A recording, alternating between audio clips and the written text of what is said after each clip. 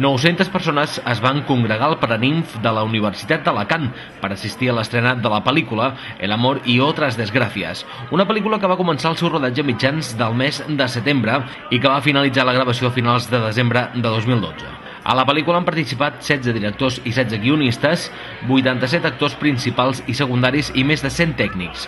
Els responsables del film van organitzar un concurs per escollir la música per als títols de crèdits. Es van presentar 32 temes d'intèrprets i grups de tot Espanya i d'Argentina. Moisés Calpena va ser un dels escollits amb el seu tema Querida Amiga, excepte la seva marqueta Desde Cero.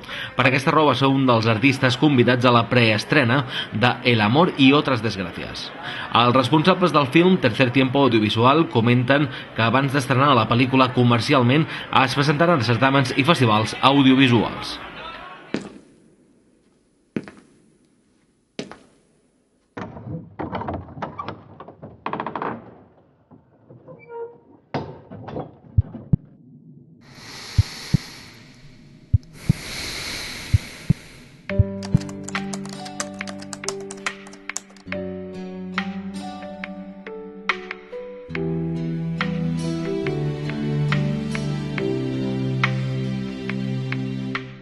¿Qué te pasa, amiga mía?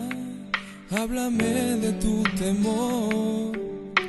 Tus ojos me cuentan algo diferente de tu voz. Tus palabras son tan frías, hay distancia entre tú y yo. Hoy te veo triste y sola, deja que hable tu corazón. De repente ya no estabas y mi alma llora triste y desconsolada.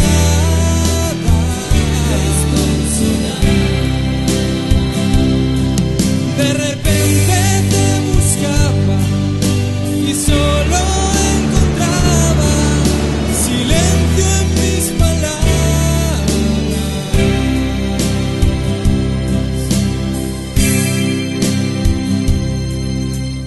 Hoy la causa está perdida, necesito tu calor. Cuéntame, querida amiga, ¿qué pasó entre los dos? Intento encontrar las palabras para entender qué sucedió. Intento entrar en razón, pero es difícil sin una explicación.